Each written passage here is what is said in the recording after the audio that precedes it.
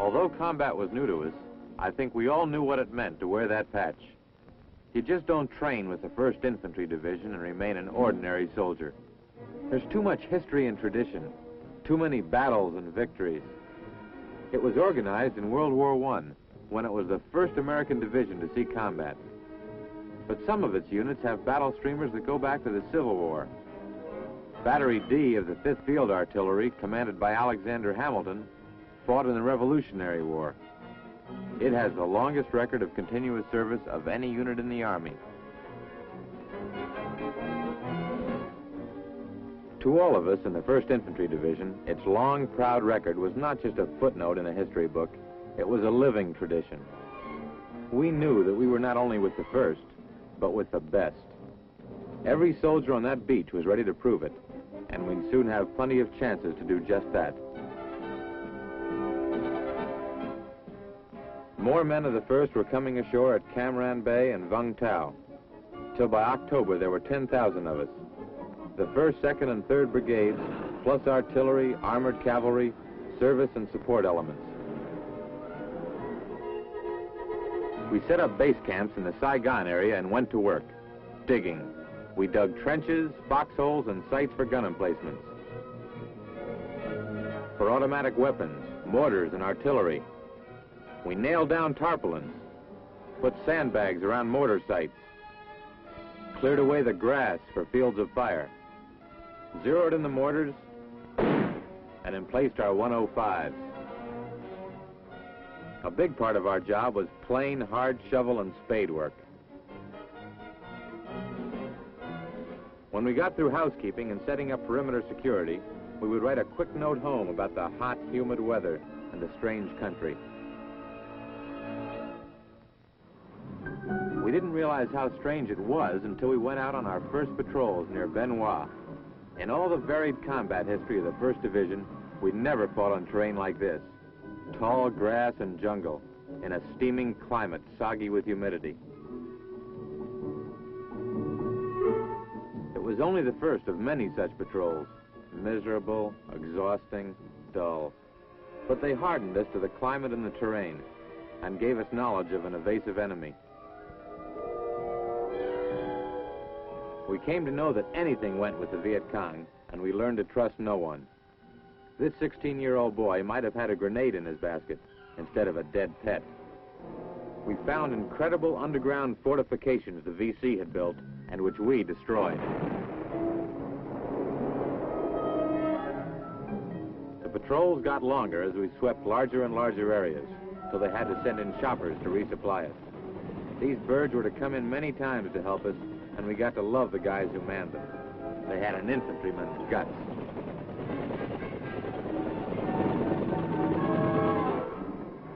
There was still no real contact with the enemy, but we knew that sooner or later we'd tangle with them. The VC knew our battle reputation, and we figured they wanted to test us almost as much as we wanted to test them. The first big action came near a place called, would you believe it, Bao Bang. A hardcore VC reinforced regiment tried to jump us. We didn't sit still and take it. We carried the fight to them.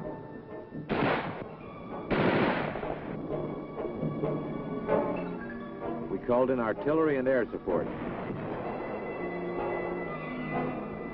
They clobbered the VC escape routes.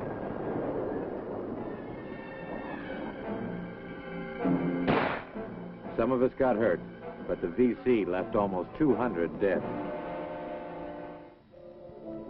We were bushed, too tired to show we were happy, but we were. We had proven Charlie wasn't 10 feet tall. He was tough, but not as tough as the men of the 1st Division. We thought things would stay lively after Bao Bang, but they didn't. Soldiering was mostly footwork.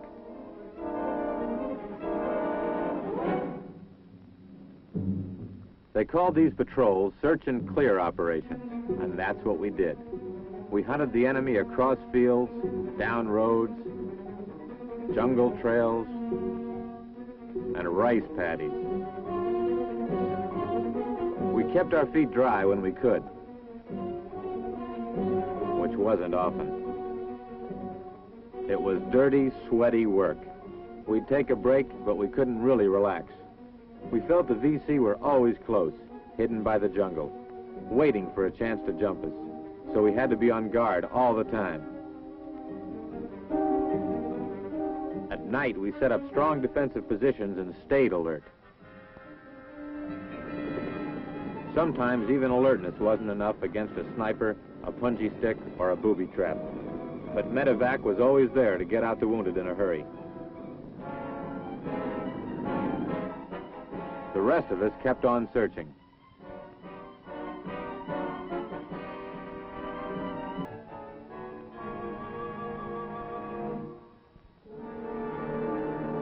Vietnam looks pretty small on the map, but it's plenty big when you move around in it on foot. Gradually, systematically, we cleared the area around division headquarters at Xi'an, pushing out to places like Ben Hoa, Bear Cat, Phu Loi, and Ben Cat. They gave these search and clear missions some pretty wild titles. Bushwhacker, Viper, Bloodhound, Smash, Roadrunner, Hopscotch.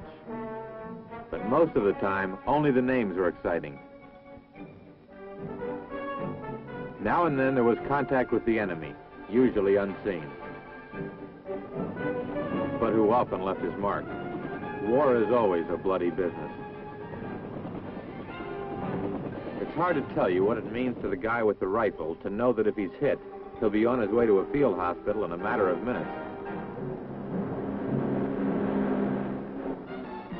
Now and then we got a diversion, the fun kind.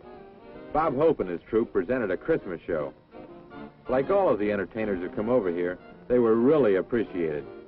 These people have heart and courage, and all of their shows and visits are memorable times for everybody in the division.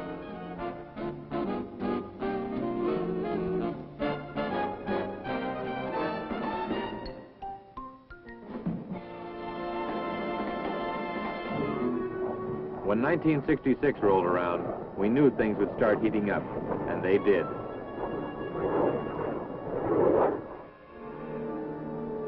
We had a new base camp at Lai Khe, north of Saigon, so we moved out to police the area of Viet Kong, not cigarette butts.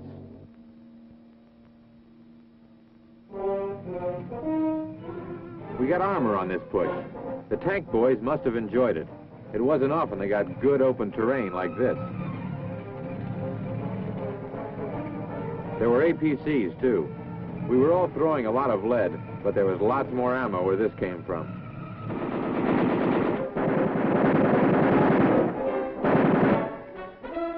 When we gave the signal, the choppers would come in with more.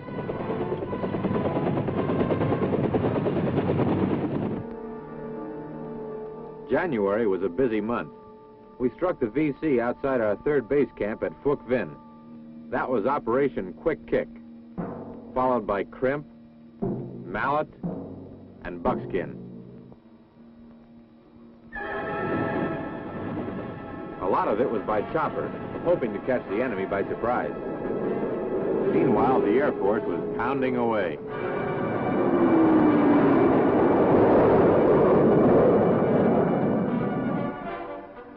So was the artillery, with fantastic accuracy, seeking to destroy the Viet Cong or pin him down.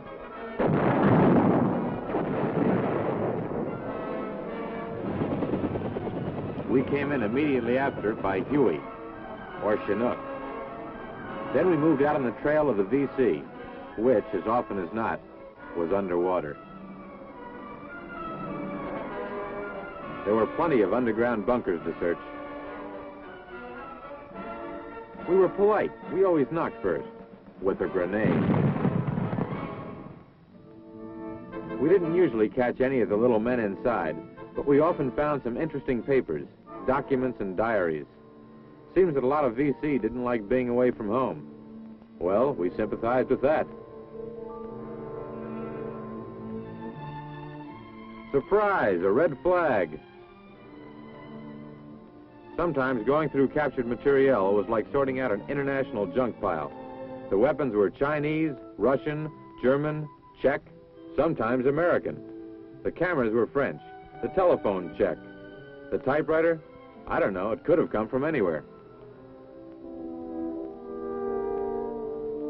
I've got to say a word for the guys who went into these tunnels to look for VC. We called them tunnel rats, but never was a nickname meant as a greater compliment. It took raw guts to go down into those dark holes. They were all volunteers. Once in a while we were lucky. We took Charlie by surprise. Quite a few of our prisoners were ready to talk. They seemed glad to be out of the war. But for all who gave up, there were lots more in the bush. So we kept on searching.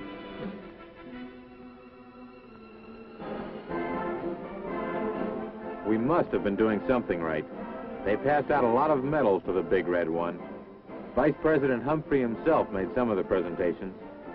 A lot of the medals were Silver Stars and Bronze Stars with V for Valor. Fighting Men's Awards. It was about that time that we got our first Medal of Honor for Vietnam, awarded posthumously to Lieutenant Robert Hibbs. His 15-man ambush patrol chopped up 2 Viet Cong companies. Then Lieutenant Hibbs went back for a wounded man. Already wounded himself, he charged VC machine guns to cover the man's evacuation. Then they cut him down.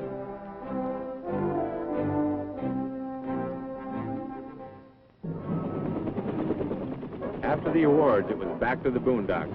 One operation after another. Salem, Wheaton, Lexington, Monroe, you name it. We'd fly through the air with the greatest of ease. Then hit the ground, where the going was slow and rough. And hot.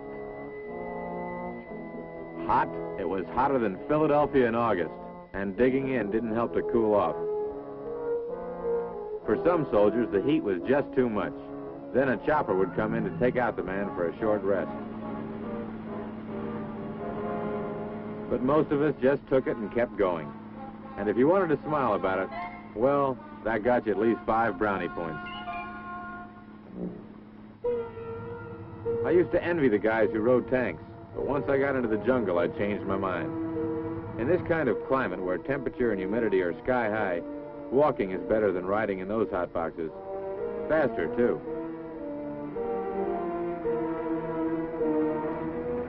They trucked us whenever they could, but then we had to eat dust like this.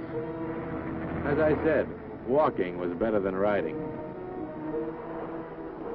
But even the routine of this hot, sweaty war had a nice surprise now and then. This wasn't a cruise boat, but riding across water made it feel a little cooler. It was a nice illusion while it lasted, which wasn't for long. No matter how often we went into the jungle, it was always a little frightening at first. It wasn't just the unseen enemy. It was the feeling of isolation, the limited mobility, the difficulty of movement that wore at the nerves as much as the muscles. Yet even at the worst, we never felt completely shut off or out of touch. There was always radio on the ground, and either choppers or jets overhead looking out for our interests. Then there were the chaplains. I can't tell you how much we admired these men, regardless of which religion they stood for. They thought enough of us and the message they brought to come right into the hot spots in VC country where we were. Some of them didn't make it back. We could feel the war expanding. Operation Abilene, our next mission, was a division-sized sweep. Its purpose was to sanitize a big chunk of Phuoc Tuy province southeast of Saigon. It was a well-planned operation. There was plenty of armor in support. Artillery around the clock. And jets. We'd make a sweep. If there was no contact, we'd let headquarters know. They'd send in the choppers, and off we'd go to search another area. We cleaned out hundreds of VC fortifications this way. And got us quite a bag of prisoners. We had our reward, too, a pass to Saigon. The sergeant major briefed us on civilian booby traps in town. It was a strange feeling to dress up neat and clean in civvies, and believe me, we made the most of it. All too soon, we were back in the jungle again, on our next mission. They were coming thick and fast, and big, like Operations Birmingham and El Paso. There was a whole series of actions all summer long to clean up Ambush Alley, Highway 13. Our mechanized cavalry played a leading role. We lured the Viet Kong into attacking us, and then struck back. It was a long, hot summer, all right, but it was the enemy who sweated the most. We completely disrupted his plans for a monsoon offensive. There was also plenty of action away from the many battlefields on which the 1st was fighting. We were feeding a lot of villagers and their kids, plus building schools and hospitals for them.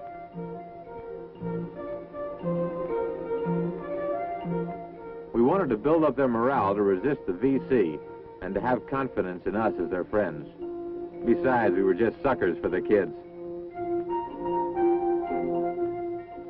It was surprising the different kinds of talent there were in the division. Well, maybe the soldier clown couldn't make it at Barnum and Bailey, but the youngsters sure loved him. It was the medical care that most impressed the adults. It really got to them when we rid them of ailments they'd accepted all their lives as natural afflictions.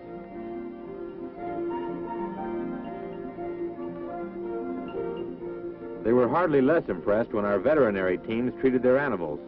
Maybe it seems odd to reach the minds and hearts of the Vietnamese through their pigs and cows, but it worked.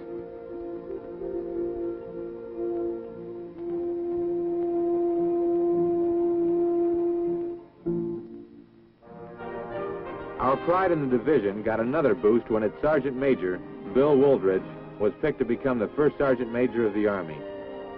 It seemed only natural to us that the job should go to a man from the 1st Division.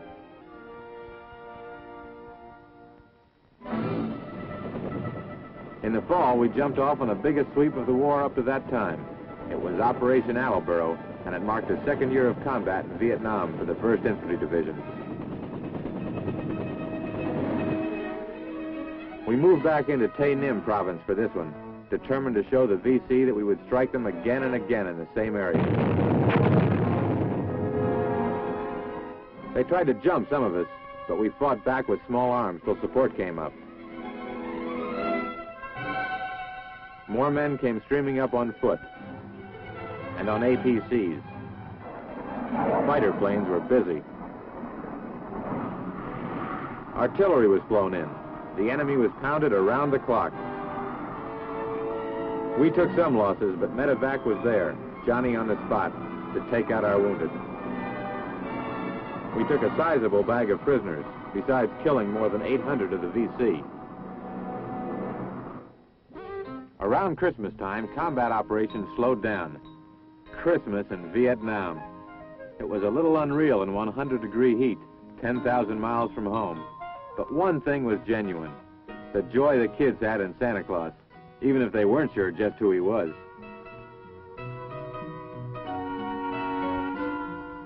We laid it on with a band.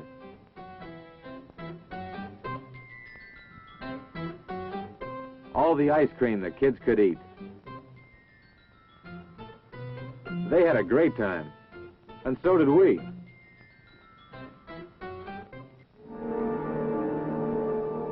'67 opened up with the biggest campaign of the war, Operation Cedar Falls in the Iron Triangle. This was a vast communist stronghold just 20 miles northwest of Saigon. The VC in the Triangle had always been a threat to Saigon. Now we were going to crush that threat. Cedar Falls was a multi-division affair, with 28 battalions committed. The entire triangle was surrounded to cut off escaping VC. Simultaneously, the main attack force struck deep inside the enemy stronghold.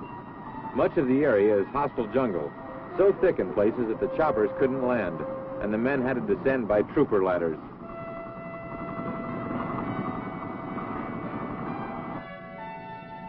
We pushed off into the jungle and found ourselves on some of the roughest terrain we'd ever come across.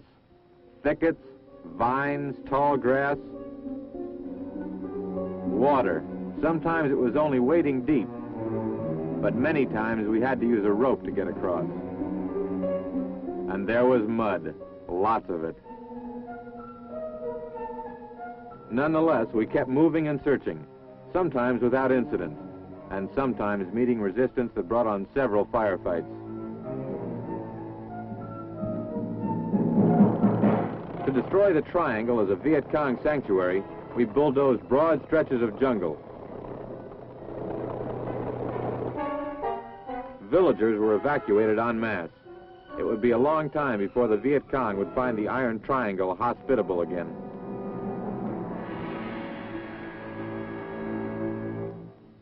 Big as Cedar Falls was, Operation Junction City was even bigger. Preparations were thorough and painstaking. We were going into an area called War Zone C to hunt for the main headquarters of the Viet Cong. A huge force was deployed in the form of a giant horseshoe, enclosing 250 square miles. 30,000 men were used to close the trap. At the beginning of Junction City, contact with the enemy was light, but then the tactic of deep patrolling paid off. The VC were lured repeatedly into attacking our advanced units with mortar and machine gun fire.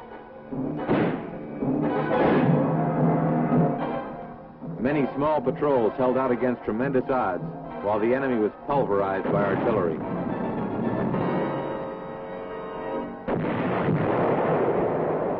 And repeated airstrikes.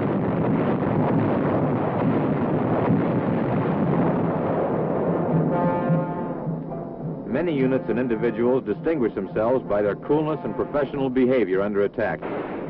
Yet most of these soldiers had never been in battle before.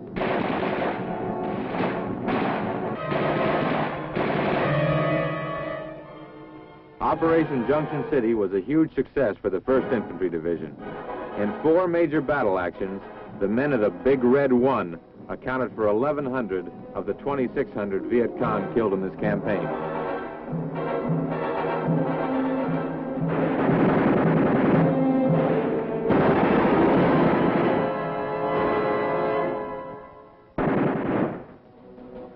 The grind of war in Vietnam goes on for the 1st Division. Most of the men in this story have gone home, rotated out of combat. Those who have replaced them carry on with the same will to win, the same calm certainty of victory that marks every soldier of the 1st Infantry Division. Proud of an incomparable battle history, never shadowed by defeat, the man who wears the Big Red One knows he will live up to the division motto. No mission too difficult, no sacrifice too great. Duty first.